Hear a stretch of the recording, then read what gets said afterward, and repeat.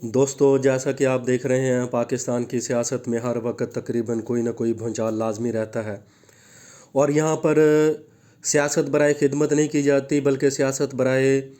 झूठ प्रमोट की जाती है। यही इस कौम का सबसे बड़ा अलमिया है, और ये कौम भी झूठ को पसंद करती है। और मज़े की बात सबसे जो आपको सुनाने लगा हूँ वो ये है, इस कौम के लिए करप्शन कोई मामला नहीं है, और ना ही ये करप्शन को बुरा समझते हैं, क्योंकि ये उन्हीं लोगों को मुंतखब करती है जो करप्ट हैं। बदकिस्मती से हर जो लीडर है वो ना सिर्फ करप्ट है, बल्कि अपने हिसाब से उसकी करप्शन की डेफिनेशन भी आवाम के सामने पेश करता है। यही इस मुल्क का सबसे बड़ा अलमिया है। और अगर आप उसके पार्टी के मानने वालों को चेक करना चाहें तो हर पार्टी का जो वर्कर है वो अपने लीडर को डिफेंड करता हुआ नज़र आएगा, और वो ये कहेगा कि ये करप्शन बिल्कुल भी नहीं है। खा वो इमरान खान का लीडर की सूरत में हो, या वो जनाब नवाज शरीफ लीडरशिप की सूरत में हो, या जनाब अली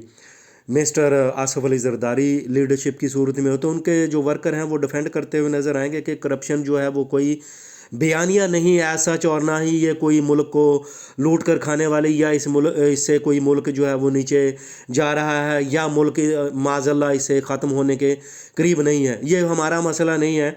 और हर एक ने अपना खुदा जो है वो अलग से मुंतखब किया हुआ है लीडरशिप की सूरत में। ये इस कौम का सबसे बड़ा अलमिया है,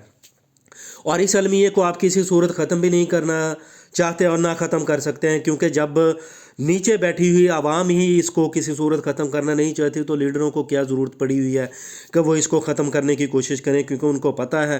कि हमारी जो है वो डिफेंड करने के लिए करप्शन हमारे नीचे कारकुन बैठे हुए हैं, लिहाजा वो हमारे लिए लड़ने मरने के लिए तैयार हैं। लिहाजा करप्शन को हम क्यों ख़त्म करें। ये निज़ाम इसी तरह चलता रहेगा, और मज़ीद आप इसके ऊपर सिर्फ बातें कर सकते हैं। कुछ परसेंट लोग हैं जो सीरियस हैं और ये समझते हैं कि ये मामला बहुत ख़राब है, लेकिन उन परसेंट जो सीरियस लोग हैं उनकी सुनने के लिए कोई तैयार नहीं है, क्योंकि यही रियाया उन लोगों को गलत साबित कर देती है कि आप जनाबी अली गलत फरमा रहे हैं, हमारा लीडर तो बहुत ही नेक और पारसा है, लिहाजा आपको जुर्रत कैसे हुई हमारे लीडर के बारे में गुस्ताखी करने की।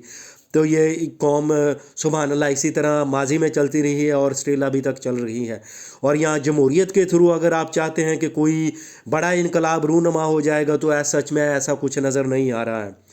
क्योंकि आप जमात इस्लामी को देख लें, उनकी लीडरशिप का हाल देख लें, और उनके काम करने की जो तरीक़ाकार है उसको आप देख लें। वो आने वाले अगर 35 इलेक्शन में भी इस मुल्क में कामयाब हो जाएं, तो आप मुझे पकड़ लीजिएगा वो बिल्कुल भी नहीं कामयाब होंगे इस सिस्टम के अंदर। हाँ, एस्टैब्लिशमेंट के ऊपर तो बर्रे लाजमी कसेंगे कि एस्टैब्लिशमेंट उनको जीतने नहीं देती, उनके काम नहीं होने देती, फलां नहीं होने देती, लेकिन अगर आप नीचे जाकर उनकी स्पेस चेक करें तो नीचे उनको जानता ही कोई नहीं है, क्योंकि यहाँ पर ख़ानदानों का कब्ज़ा है और फैमिलियाँ को कब्ज़ा है, और वो फैमिलियाँ जो दौलत के लिहाज से डोमिनेट हैं वही इलेक्शन लड़ने के काबिल हैं। उनके पास वो कैंडिडेट ही नहीं है जो लाखों करोड़ों रुपए खर्च कर सके और आवाम को हलवे पूरियाँ और बिरयानियाँ और जनाब पराठे ये वाली सारी चीज़ें जो है वो फ्राहम कर सकें, और एक महीना खूब मज़े उड़ाए आवाम, और फिर जनाबी अली वो फ़ैसला करे कि हमने वोट किसको देना है। तो जब तक ये सारी चीज़ें जो